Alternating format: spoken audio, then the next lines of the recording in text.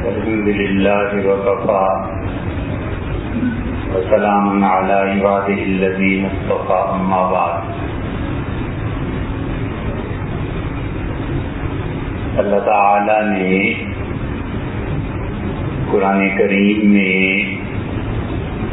بار بار یہ بات ارشاد فرمائی ہے کہ ایمان والو اللہ کے راستے میں جہاد کرو.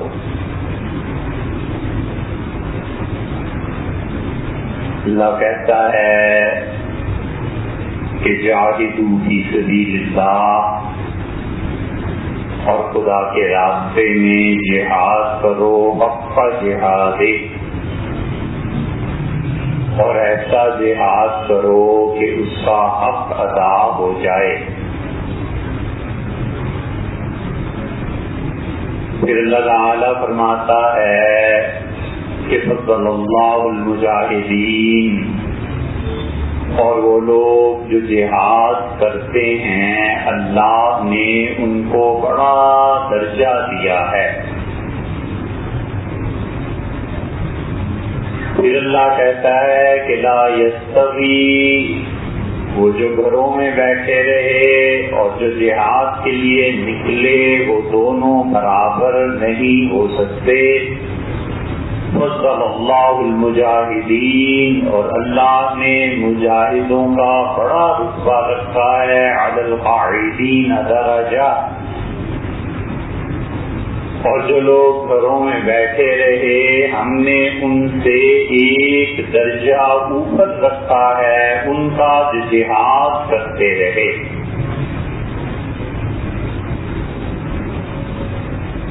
مفسرین جب ان تمام آیات کی تفسیر کرتے ہیں تو ایک بڑی مشکل انہیں پیش آتی ہے، اور وہ کہتے ہیں کہ رسول اللہ صلی اللہ علیہ وسلم پر یہ آیات نازل ہو رہی ہیں ہجرت سے پہلے مکہ میں. تو مکہ میں جہاد کا کون سا موقع ایسا ہے وہاں تو حکم یہ ہے کہ اللہ نے فرمایا کفوا ایدیکم، لوگوں اپنے ہاتھوں کو باندھ کے رکھو.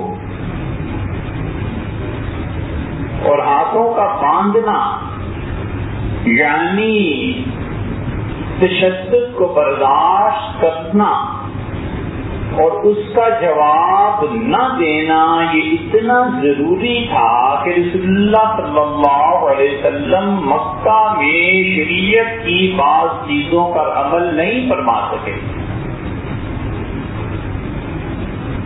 جمعے کا دن یہ چاہتا ہے کہ لوگوں کا مجمع ہو اور لوگوں کو نماز پڑھائی جائے، اور رسول اللہ صلی اللہ علیہ وسلم جتنا عرصہ مکہ مکرمہ میں رہے جمعے کی آیات نازل ہو گئی تھی، جمعہ فرض تھا، اس کے باوجود ایک جمعہ مکہ میں نہیں پڑھایا، حتیٰ کہ اہل مدینہ جمعہ پڑھنے لگے اور رسول اللہ صلی اللہ علیہ وسلم نے جمعہ نہیں پڑھا. اللہ تعالیٰ کہتا ہے بار بار مکہ میں کہ جہاد کرو، اور رسول اللہ صلی اللہ علیہ وسلم نے اس آیت پہ عمل کیا کہ کفوا ایدیکم، اپنے ہاتھوں کو روک کے رکھو. اور سب سے پہلے اتنی مشقت تھی کہ لوگ نماز نہیں پڑھ سکتے تھے، یہ ظہر اور عصر آہستہ آواز سے پڑھتے تھے، اگر اونچی آواز سے کہیں پڑھتے یہ ظہر اور عصر مکہ میں تو مار پڑتی.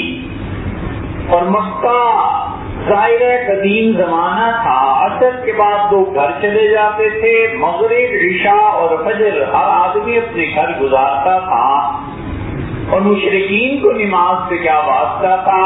غروب کے بعد ہر کوئی گھر گیا، جا کے سو گئے، اور صبح اٹھے اور آئے تو یہ تین نمازیں مسلمان اونچی آواز سے پڑھتے تھے، دو اہل مکہ اور مشرکین کے خوف سے اونچی آواز سے پڑھ نہیں سکتے تھے.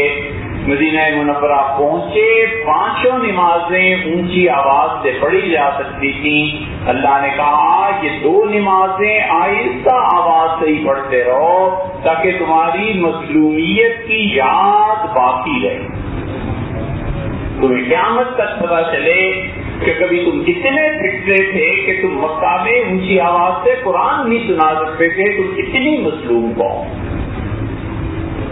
اہل مدینہ نے جمعہ قائم کر لیا اور قرآن بار بار مکی آیات میں کہتا ہے جہاد کرو جہاد کرو، اور پھر مفسرین نے خود ہی اس کا حل بھی نکالا ہے، اور وہ کہتے ہیں کہ اللہ نے جس جہاد کو مکہ میں فرض کیا تھا وہ یہ سکھایا کہ اپنے نفس سے جہاد کرو، اپنے نفس کے خلاف جدوجہد کرو۔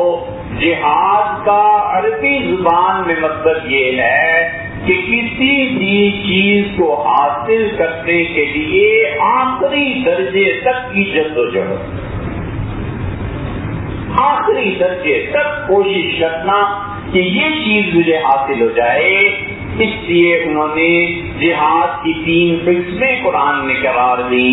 ایک وہ لوگ ہیں اللہ نے فرمایا جو اپنی جان سے جہاد کرتے ہیں، اور یہ مدینہ منورہ میں ہوا، اور کچھ لوگ وہ ہیں جو اپنے مال سے جہاد کرتے ہیں، اور جو پہلے دن سے مکہ مکرمہ میں جاری ہو گیا تھا، سیدنا ابوبکر رضی اللہ عنہ اللہ کے راستے میں مال خرچ کرتے رہے۔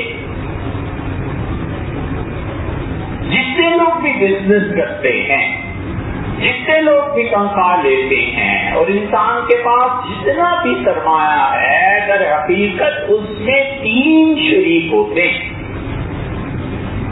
آپ انویسٹمنٹ کریں لاکھ، 10 لاکھ، 5 لاکھ کی، اور جب آپ اپنے شریک کا نفع اسے پہنچاتے ہیں، اگر ایمانداری ہے تو کتنا سکھ ہوتا ہے، کتنی خوشی ہوتی ہے کہ یہ پیسے اس کے اتنے بنتے تھے، 100 روپے نفع ہوا اور 50 طے ہوئے تھے، ہم نے 50 روپے آپ کے ادا کر دیے، خوشی ہوتی ہے کہ حقدار کا حق اس تک پہنچ گیا۔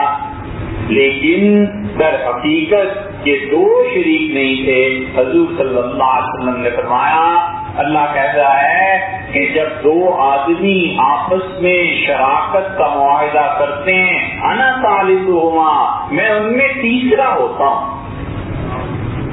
تیسرا اللہ ہے، اور اس نے اپنا حق متعین کر دیا کہ 2.5% حق میرا ہے، 2.5% مجھے دو گے سال میں، اور 2.5% دینے کے بعد 97.5% جو بچ جائے گا یہ تم دونوں تقسیم کر لو، ایک ہم تمہارے ساتھ حصے ہیں۔ زکوٰۃ دیتے ہوئے جو دل پہ ہاتھ پڑتا ہے بعض سرمایہ داروں کے، وہ اصل میں یہ ہے کہ انہوں نے سوچا نہیں ہوتا کہ اس میں تیسرا شریک اللہ ہے اور 2.5% اس کا دینا ہے۔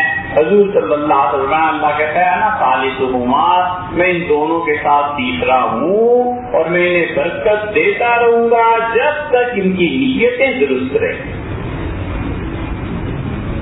اس لیے دوسرا جہاد اللہ کی راہ میں مال سے ہے، اور تیسرا جہاد جس کا بار بار شریعت کہتی ہے، اور وہ ہے جو انسان اپنے نفس سے کرتا ہے۔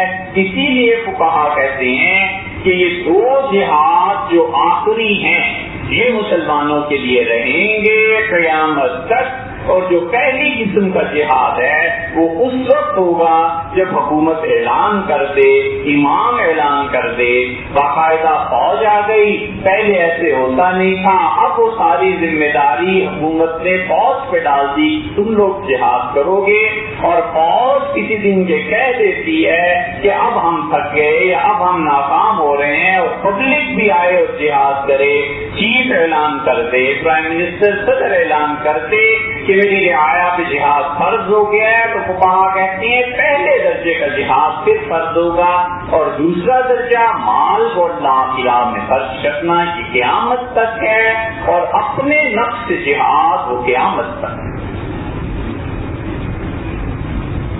ہم اپنے نفس پہ اللہ کی حکومت قائم نہیں کر سکے، ہم دوسروں پہ تو کیا کریں گے، ہم اپنے نفس پہ اللہ کی حکومت قائم نہیں کر سکے، یہ ہے وہ چیز کہ ہم نے اپنے نفس کو فتح نہیں کیا، اور چلیں کس کس کو فتح کرنے کے لیے؟ اپنے نفس کے خلاف مجاہدہ بہت بڑا جہاد ہے۔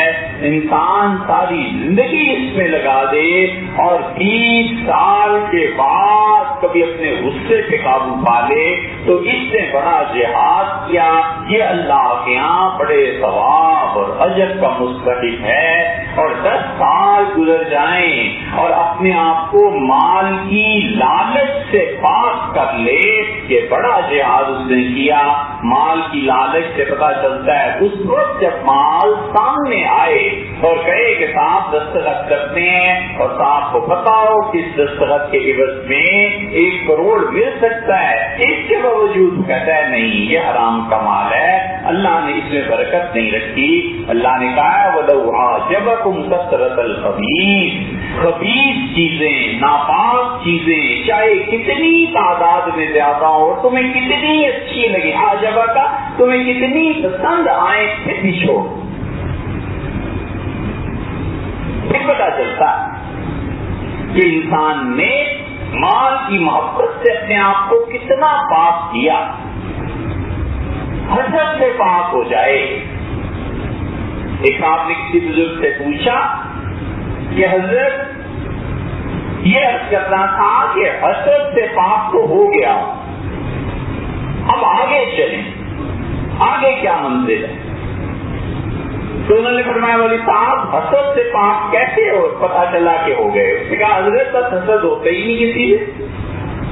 فرمایا والی صاحب جس مسجد میں جمعہ پڑھاتے ہو، عید پڑھاتے ہو، امامت کرتے ہو، اگر کوئی دوسرے مولوی صاحب آ جائیں، فلاں مولوی صاحب بڑے مشہور سے ان کا نام لیا اور فرمایا آپ کو پتہ ہے آپ سے علم میں زیادہ ہیں، وہ اس سے کہا جی بالکل زیادہ ہے، فرمایا تقویٰ میں بھی اس کا تقویٰ میں بھی، فرمایا وہ سید بھی اس کا سید بھی، فرمایا ہر اعتبار سے آپ بڑے ہیں، لیکن کسی دن وہ آپ کی مسجد میں آ جائیں اور یہ کہیں کہ حضرت آپ اس ممبر کو چھوڑ دیں اور میں زیادہ دین کی خدمت کر سکتا ہوں، تو آپ اپنے دل میں کیا محسوس کریں گے؟ تو کہا حضرت بڑا افسوس ہوگا، مسجد کو کیوں چھوڑ دیں؟ صاحب اسی کو حسد کہتے ہیں۔ اگر آپ دین کے لیے کام کر رہے ہوتے تو خوشی ہونی چاہیے تھی کہ الحمدللہ مجھ سے بہتر آدمی آ گیا ہے، مجھ سے اچھا آدمی آ گیا ہے، دین کی خدمت کر رہا ہے، ممبر کو چھوڑنے میں کیا حرج ہے؟ اس لیے اپنے نفس پر اللہ کی حکومت ہم قائم کر نہیں سکے، اور ہم چاہتے ہیں کہ یہاں بھی اسلام، یہاں بھی اسلام، یہاں بھی اسلام، اپنا نفس خود آدمی کا حاکم ہے۔ سکندر اعظم چلا اور دنیا پتہ کرنے کا ارادہ تھا، اور کہتے ہیں کہ ایک فقیر ملا بیٹھا ہوا تھا، تو بادشاہ کا سکندر بادشاہ کا بیٹا تھا، اور اتنی زبردست پتہ تھی کہ آپ کے اس پنجاب میں مسیح علیہ السلام کے قبل کے دور میں سب لوگ یونانی زبان بولتے تھے۔ یہ تو ہندی پنجابی بہت بعد میں آئی ہیں، قبل مسیح میں سارا پنجاب آپ کا یہ سب یونانی زبان بولتے تھے، اتنا اثر تھا سکندر اعظم کا۔ تو اس سے فقیر سے پوچھا کہ صاحب کیا حال ہے؟ تو فقیر نے کہا کہ ٹھیک ہوں، اچھی زندگی گزر رہی ہے۔ کہا آپ کون ہے؟ اس نے کہا میں سکندر۔ تو کہاں جا رہے ہو؟ اس نے کہا یہ ہندوستان فتح کرنے۔ فرمایا ہندوستان فتح کر کے پھر کہاں جاؤ گے؟ اس کا ایک اور جنگ کروں گا۔ کہا کیا کرو گے؟ اس کا عراق کی جنگ کروں گا، عراق فتح کروں گا۔ ان کا اچھا عراق فتح ہو گیا تو پھر کیا کرو گے؟ اس کا ایک اور جنگ کروں گا، مصر کو فتح کروں گا۔ اس کا مصر بھی فتح ہو گیا، پھر کیا کرو گے؟ اس کا فقیر ساری دنیا جنگیں کر کے فتح کروں گا اور پھر آرام سے زندگی گزاروں گا۔ تو فقیر چپ ہو گیا۔ اس نے کہا بابا کچھ بولو، تم بھی تو کچھ کہو۔ تو اس نے کہا ہم نے بھی ایک جنگ کی ہے۔ اس نے کہا وہ کیا؟ کہنے لگا اتنی جنگیں کر کے اور اتنے کروڑوں کو مار کے جو تم آرام کی زندگی گزارو گے، ہم نے بھی ایک جنگ کی ہے اپنے نفس کے خلاف، اور جب ہم جیت گئے تو آرام سے زندگی گزر گئے۔ نفس کے خلاف جو جنگ ہے نا، اور انسان کے اپنے اندر کی چیز یہ میں، یہ انا اور میں نے کہہ دیا، یہ بادشاہوں کی انا سلطنتیں اجاڑ دیتی ہے اور عورت کی ضد گھر اجاڑ دیتی ہے. اور کبھی خدا نہ خاصہ والعیاذ باللہ بچہ ضد کر بیٹھے تو باپ کی عزت مٹی میں مل جاتی ہے بچیوں کی ضد پہ. یہ ضد اسی لیے قرآن کہتا ہے کہ جب انبیاء علیہ السلام نے دعوت دی، یہ اصل کام جو کرنے کا تھا امت نے چھوڑ. یہ اصل کام تھا اللہ کے دین کی طرف دعوت دینا، اللہ کے دین کی طرف لوگوں کو بلانا. یہ اصل کام ہم لوگ بھول گئے. یہ 1.5-2 ارب چائنا کے لوگ ہمارے سر پہ ہیں، اور یہ اب جو ہجرت ہو رہی ہے آپ انٹرنیشنل میڈیا میں دیکھیں، وہ کہتے ہیں سب سے بڑی ہجرت اب چائنا میں ہو رہی ہے کہ ان کے جو گاؤں کے لوگ ہیں وہ شہروں کی طرف منتقل ہو رہے ہیں. اور آپ کرسچینٹی کی رپورٹ دیکھیں، بڑے بڑے پوپ اور ویٹیکن سٹی سے کتنے لوگوں نے لکھا ہے کہ اب ہمیں وہاں پہنچ کے عیسائیت کے لیے کام کرنا ہے، عیسائیت کو پھیلانا ہے، کیونکہ چائنا کے لوگ مذہب کو تلاش کر رہے ہیں. ہم نے کیا کیا؟ چائنا تو ایک طرف رہا، ان انگریزوں سے ہمیں 300 سال سے واسطہ ہے، 300 سال. اور آپ کے ملک میں ایک آدمی ایسا نہیں، صرف ایک آدمی جو ان کی زبان میں جا کے ان سے گفتگو کر سکے. اللہ تعالیٰ سلامت رکھے حضرت مولانا تقی عثمانی صاحب کو. اب انہوں نے قرآن پاک کا ترجمہ کیا ہے اور اس ترجمے کو پڑھیں تو حضرت نے صاف اس کے مقدمے پریفیکس میں لکھا ہے کہ مجھے امریکہ کی انگلش جو ان لوگوں کو سمجھانے کی زبان ہے اس کی وجہ سے میں نے اپنے دوست یوسف سے کہا کہ میرے ترجمے پہ نظر ثانی کریں، اور پہلی 10 صورتیں قرآن کریم کی انہوں نے ترجمہ کر کے مجھے پھر بھیجی ہیں کہ حضرت یہاں پہ آج یہ زبان چل رہی ہے اور باقی ترجمہ میں نے کیا ہے. ہمارے ہاں کوئی ایسے آدمی نہیں ہے جو انگلش میں کوئی 8-10 جلدوں کی تفسیر لکھ دیں، انگریزوں کو خدا کے دین کی طرف دعوت دیں. ہم کرنے کیا چلیں؟ اصل کام یہ کرنے کا کہ اللہ کے دین کی طرف لوگوں کو دعوت دیتے، خدا کا دین سمجھاتے. ہم نے دین کی حکمتوں کو نہیں پڑھا، ہم نے دین کی حکمتوں کو نہیں جانا، اور ہم نے چاہا کہ ہمارا اپنا نفس خدا کے دین کو قبول نہ کرے، باقی ساری دنیا پہ حکومت کرو. جو حد لگنی ہے وہ دوسرے پہ لگے، چوری دوسرے نہ کریں، برائی دوسرے نہ کریں، غیبت دوسرے نہ کریں، جھوٹ دوسرے لوگ نہ بولے، باقی میرے لیے یہ سب کچھ روا ہے. میں جو کچھ کروں اسلام کی کوئی چیز میرے اوپر نہ آئے، باقی لوگ کیا کریں، لوگ اس سے سارا معاشرہ اچھا بن جائے. اور پھر اس کے بعد نفس کا مکر کہ سب کی امامت مجھے مل جائے، سب کی امامت مجھے مل جائے، میرا نام ہو جائے، میں میڈیا سے آ جاؤں، میری بات لوگ سننے لگے. حضور صلی اللہ علیہ وسلم نے حضرت ابو موسیٰ اشعری رضی اللہ عنہ کے ساتھ کچھ لوگ آئے، انہوں نے آپ کے کہا اللہ کے رسول ہم نے آپ کی دعوت سنی، تاکہ یہ بتائیں اگر ہم اپنے آباء و اجداد کا دین چھوڑ دیں تو آپ ہمیں کیا دیں گے؟ آپ نے فرمایا تم کیا چاہتے ہو؟ انہوں نے کہا ہم چاہتے ہیں ہمیں حکومت ملے، گورنر کہیں کے لگیں، کہیں کے امیر لگیں، آپ کا دین ایسے تو نہیں چھوڑا جا سکتا. آسان لفظوں میں یہ کہ جس دین کو وہ حق سمجھتے اگرچہ وہ دین باطل تھا لیکن جس کو حق سمجھتے تھے اسے بیچنے آئے تھے اس دین کو اس کے عوض، عہدے کے عوض. حضور صلی اللہ علیہ وسلم نے ڈانٹ دیا اور آپ نے کہا تمہیں پتا نہیں ہے کہ ہم اپنی حکومت کے عہدے کسی ایسے آدمی کو نہیں دیتے جو خدا کے لوگ مانگا کرتے. حضرت ابو موسیٰ اشعری رضی اللہ عنہ کہتے ہیں رسول اللہ صلی اللہ علیہ وسلم اونٹوں کا معائنہ کر رہے تھے کہ لوگ مایوس ہو کے چلے گئے اور میں حاضر ہوا اور معذرت کی. میں نے کہا اللہ کے رسول مجھے نہیں پتا تھا کہ ان کے دل میں کیا چیز ہے، میں تو سمجھا تھا اسلام قبول کرنے آئے اس لیے پیش کیا. تو آپ ابو موسیٰ کوئی حرج نہیں، لیکن یہ یاد رکھو میں اپنے عہدے کسی ایسے شخص کو دینے کا تیار نہیں ہوں جو شخص کو طلب کرتا ہے. مطلب یہ کہ اس کے دل میں حرص باقی ہے، حرص سے پاک ہو جائے دل، یہ چاہیے دین.